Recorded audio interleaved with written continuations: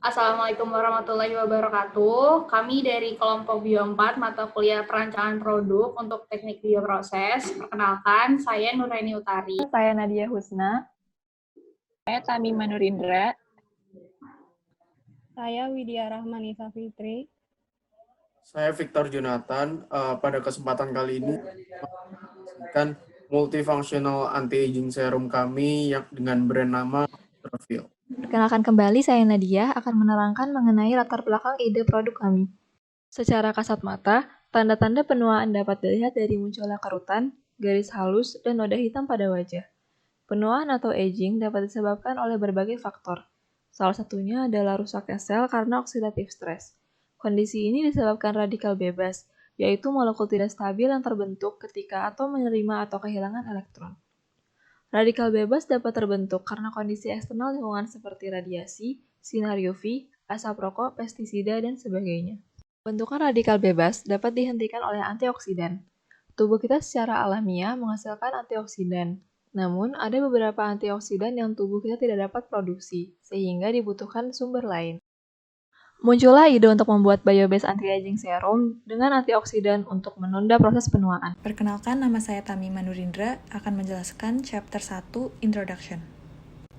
Pada bagian product identification, beberapa masalah yang timbul pada serum yang sudah banyak beredar diantaranya adalah produk sulit terserap, produk meninggalkan kesan lengket pada kulit, serta mengandung bahan sintetis yang dapat menimbulkan reaksi di bawah sinar matahari. Kemudian kami membatasi masalah tersebut dengan produk kami yang memiliki tujuan dengan menggunakan bahan baku alami, aman, serta menghasilkan efek yang maksimal. Kemudian kami menargetkan produk di pasar domestik untuk kalangan menengah ke atas dan ditujukan untuk umur 20 tahun ke atas. Mekanisme terjadinya aging pada kulit dibagi menjadi dua faktor. Yang pertama adalah faktor intrinsik, di mana faktor ini berasal dari gen atau faktor umur, sehingga menurunnya kinerja sel seperti kolagen, maka kulit sulit untuk beregenerasi. Dan faktor yang kedua adalah faktor eksternal. Berikut ini adalah mekanisme skin aging yang disebabkan oleh oxidative stress. Types of photoaging terbagi menjadi 4 tipe yang dilihat dari kerutan yang terbentuk. Kemudian di samping kanan digambarkan seiring bertambahnya umur, kolagen fiber pada kulit semakin berkurang, serta vaskular tissue menjadi lebih tipis.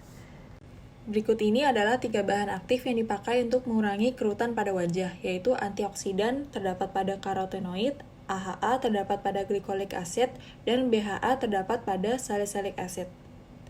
Selain bahan aktif yang sudah disebutkan sebelumnya, terdapat bahan-bahan alami yang dapat membantu mengurangi masalah pada kulit. Dari research yang kami lakukan, ketiga bahan alami ini dapat dipakai sebagai bahan dari anti-aging skincare karena mengandung bahan aktif, salah satunya antioksidan. Dari hasil survei yang kami sebar, kami menyusun daftar kebutuhan untuk menentukan spesifikasi, juga melakukan benchmark dengan produk di pasaran. Perkenalkan, saya Widya Rahmanisa ingin menjelaskan tentang chapter 3 Product Specification. Dimulai dari General and Combining Concept. Pada existing concept, kami mendaftarkan konsep-konsep yang telah ada saat ini, berangkat dari mekanisme dalam melawan aging, kemudian diteruskan dengan bahan-bahan yang menunjang mekanisme tersebut. Kemudian diteruskan lagi dengan bioactive compound yang terdapat di dalamnya, yang akan berbentuk emulsi, water base, oil base, gel, dan press balm. Selanjutnya ada combine concept, jadi yang sebelumnya existing concept dan new concept digabungkan menjadi satu sehingga terciptalah konsep yang terlihat pada tayangan berikut ini. Selanjutnya ada idea selection. Pertama-tama konsep selection menggunakan RVF. Selanjutnya konsep-konsep yang terpilih pada seleksi konsep sebelumnya akan masuk ke tahap konsep screening dengan kriteria dan parameter seperti berikut ini. Pada konsep screening, konsep-konsep yang telah ada nantinya akan dibandingkan dengan konsep referensi. Konsep referensi adalah salah satu produk yang telah ada di pasaran saat ini. 10 konsep yang sebelumnya telah terpilih akan masuk ke tahap konsep scoring. Berikut adalah perhitungan dari konsep scoring di mana masing-masing konsep dihitung skornya dengan cara mengalihkan rating dan bobot. Rating disimbolkan dengan R dan bobot disimbolkan dengan WR. Kemudian setelah dihitung, terdapat 5 konsep yang memiliki nilai paling besar. Berikut adalah 5 konsep yang telah terpilih. Konsep-konsep ini akan dikombinasikan dan dijadikan sebagai spesifikasi produk final kami. Selanjutnya, final product specification. Berikut adalah spesifikasi produk kami, ada dilihat dari ingredients, seperti berikut. Kemudian properties, retailing, dan regulation. Berikut ini adalah deskripsi produk kami. Bentuknya adalah water based, tidak berwarna atau netral, tidak berbau. Dengan deskripsi berikut ini. Dari kemasan, materialnya kaca, aplikatornya pump, dan volumenya 30 ml. Berikut ini deskripsi dari bahan-bahannya. Dan terakhir, deskripsi dari mekanisme produk kami. Saya Victor Jonathan akan menjelaskan tentang chapter 4 yaitu prototype, packaging, dan brand. PT Herba Natura, nama brand kami yaitu Controvial, berasal dari bahasa Prancis. Berikut ada tagline kami yaitu all in one to counteract the aging. Jadi tidak hanya memberikan manfaat anti penuaan tapi juga memberikan manfaat lain seperti memperhalus kulit, fast absorption, dan less irritation. Logo kami berbentuk alga sesuai natural ingredients kami dan berbentuk melengkung seperti refresh button. Warna hijau pada botol akan kami gunakan karena kita menggunakan alga dan aloe vera sebagai bio-based ingredient. Serum kami berukuran 30 ml diletakkan dalam frosted glass bottle dengan silver treatment pump. Kemudian dengan ukuran 3,6 cm diameter dan tinggi 6,6 cm. Selanjutnya ada overcap atau tutup yang akan mencegah kebocoran. Botol akan diletakkan dalam kotak berukuran 4x4x10 cm. Serum kemudian dipak dalam dus, satu dus berisi 24 serum. Product manufacturing.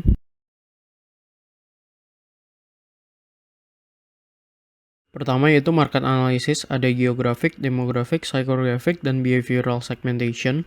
Secara geografis kita memilih Pulau Jawa karena intensitas cahaya yang tinggi yang merupakan salah satu faktor ekstrinsik dari penuaan. Secara demografik kita memilih Jawa karena ia memiliki 18% populasi Indonesia. Secara psikografik 75% Indonesia wanita prefer beauty products dari natural ingredients.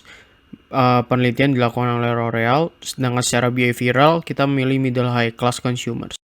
Demand approximation, kita mencari data urban population percentage di tiap provinsi di Jawa. Berikut adalah perhitungan demand approximation sesuai umur, reachable area assumption, middle high income class population percentage, interest probability. Didapatkan bahwa demand yang dibutuhkan sekitar 486.000 liter per tahun. Di sini diasumsikan serum digunakan 2 kali sehari dan akan bertahan 1-2 bulan. Selanjutnya yaitu kapasitas produksi yang dihitung menggunakan demand driven approach dan benchmarking approach. Dari demand approximation kita ngambil 10% dan menjadikannya sebagai market share. Dari sana kita ambil 25% lagi. Angka ini dibilang rasional karena kita adalah newcomers dan harus mengevaluasi ulang produk kami sesuai dengan customer feedback. Dapat dilihat production kapasitas kita dalam liter per year untuk 10 tahun ke depan. Berikut merupakan detail production capacity-nya untuk 2020. Berikut adalah block flow diagram dari proses pembuatan serum kami. Pada fase A atau aqueous phase, masuk ke blending tank 1 dengan komposisi tersebut dan dipanaskan hingga 70 derajat Celcius. Selanjutnya di blending tank 2, fase B atau oil phase akan dicampur dan dipanaskan juga pada suhu 70-75 derajat Celcius. Selanjutnya fase A dan B dicampur dengan penambahan fase C yaitu phenoxyetanol sehingga terbentuk oil in water emulsion. Tank didinginkan pada suhu 40 derajat. Pada saat yang bersamaan dilakukan bottle sterilization untuk menghindari kontaminasi. Selanjutnya masuk ke proses filling dan berakhir pada proses packaging. Berikut adalah alat blending dan mixing.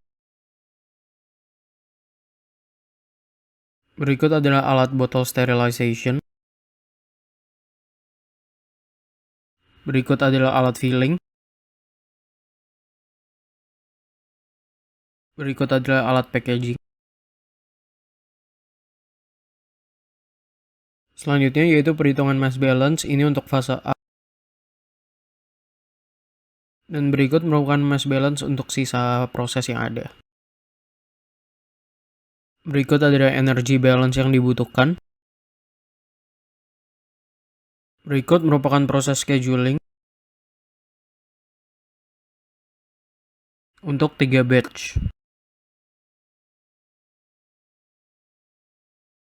Berikut adalah performance matrix pabrik kami.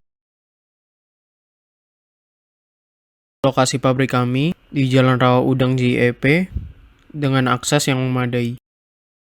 Berikut adalah plan layout lantai 1. Lantai 2.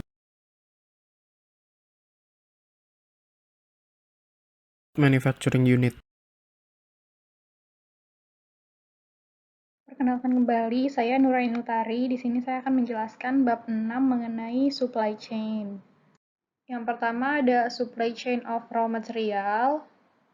Untuk raw material supply-nya, di sini kita terdapat supplier A dan supplier B, itu tujuannya untuk menjadi backup satu sama lain. Ini masih raw material supply untuk semua bahan. Ini raw material order capacity-nya. Dari tabel raw material order capacity ini, kita mendapatkan jumlah berapa banyak raw material yang harus diorder di supplier A dan supplier B yang nantinya akan dibuat ke dalam penjadwalan. Berikut contoh tabel penjadwalan yang akan dibuat selama 1 tahun. Kemudian kita lanjutkan untuk product distribution, inventory, and marketing. Yang pertama, untuk distribusi produknya, kita memilih 7 retailer yang tersebar di 11 kota besar di Jawa. Ada Century, Watson, Guardian, Transmart, Sephora, Sosiola, dan Dandan. Kemudian untuk produk distribution pathway-nya kita bagi menjadi area 1 dan area 2. Di sini kita menggunakan transportasi darat, yaitu Mitsubishi Cold Diesel Counter. Ini untuk area 1 karena dia memiliki kapasitas yang lebih besar, dan untuk area 2 kita menggunakan Daihatsu Grand Max PU Box. Di sini untuk area 1 memakan waktu selama 1 hari dan area 2 memakan waktu selama 2 hari. Selanjutnya untuk produk inventory, di sini kita merencanakan selama 1 tahun. Di bulan pertama akan keluar sebesar 1.104 box di minggu keempat untuk area 1 dan 307 box di minggu pertama bulan kedua untuk area 2. Kemudian kita lanjutkan dengan produk economics. Nah, produk economics di sini ada produk costing. Produk costing itu terdiri dari capital investment dan operational cost. Untuk capital investment sendiri atau CAPEX itu untuk yang pertama kita akan menghitung fixed capital. Fixed capital itu terdiri dari equipment cost. Nah, equipment cost ini karena kita merencanakan dari tahun 2020 tapi pabriknya akan beroperasi di tahun 2021, maka untuk harga peralatannya itu kita menggunakan metode Marshall and Swift Cost Index dengan nilai cost index 2020 itu 1817 dan 2021 sebesar 1856. Mendapatkan harga equipment cost-nya sebesar yang tertera di slide. Kemudian untuk land and building cost, land-nya di sini kita akan menyewa dan building cost-nya itu digunakan sebagai biaya renovasi bangunan. Nah, untuk kemudian supporting and facilities cost-nya itu kita terdiri dari 13 area, yaitu diantaranya ada meeting room, maintenance room, power room, office, dan lain-lain. Kemudian dilanjutkan dengan utilities installation cost, itu kita ada installation untuk telepon dan fire alarm. Nah, untuk patent dan licensing cost itu ada building license, brand licensing, dan brand copyright. Kemudian ada indirect cost atau harga yang dibayarkan di awal construction progress, itu ada engineering and supervision, constructor fee, construction expenses, dan lain-lain. Nah, untuk total fixed capitalnya didapatkan 6,5 miliar, dilanjutkan dengan total working capital. Nah, working capitalnya ini kita hitung selama 3 bulan berjalan, yaitu dari production cost, fixed cost, dan general expenses. Nah, kemudian untuk mendapatkan total capex itu kita tambahkan fixed capital dan working capital-nya sehingga didapatkan capex sebesar 8,6 miliar.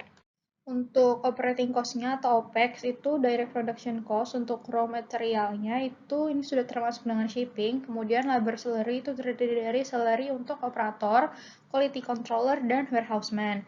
Kemudian utility untuk biaya listrik dan air, dan dilanjutkan dengan fixed cost. Nah, fixed cost di sini ada local tax. Local tax kita membayar untuk PBB, pajak bumi dan bangunan, dan pajak penghasilan. Kemudian ada insurance, di sini insurance tersedia untuk insurance pabrik dan pekerja.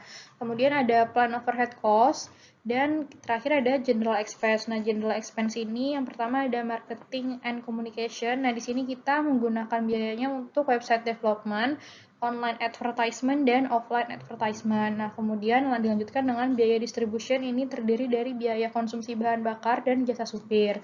Nah, kemudian untuk loan interest-nya dari kapital kita mengambil 70% dari investor dan 30% dari bank dengan bunga masing-masing 10% dan 9,83%. Kemudian untuk research and development-nya itu 13% dari keuntungan per tahun. Nah, di sini kita membuat operating cost-nya selama 10 tahun. Nah, 10 tahun dikarenakan ada depresiasi untuk biaya operasional, sehingga didapatkan nilai annual OPEX-nya sebesar 19,8 M. Ini untuk biaya depresiasi total. Selanjutnya ada economic analysis. Nah, pada economic analysis ini kita akan menggunakan cash flow untuk mendapatkan nilai IRR, ROI, NPV, dan payback period. Dapat dilihat cash flow-nya sebagai berikut. Kemudian untuk WACC-nya kita menggunakan WACC sebesar 9,95%. Ini product price and cost breakdown. Untuk minimum price-nya kita mendapatkan 82.922 dengan mindset NPV-nya sebesar 0.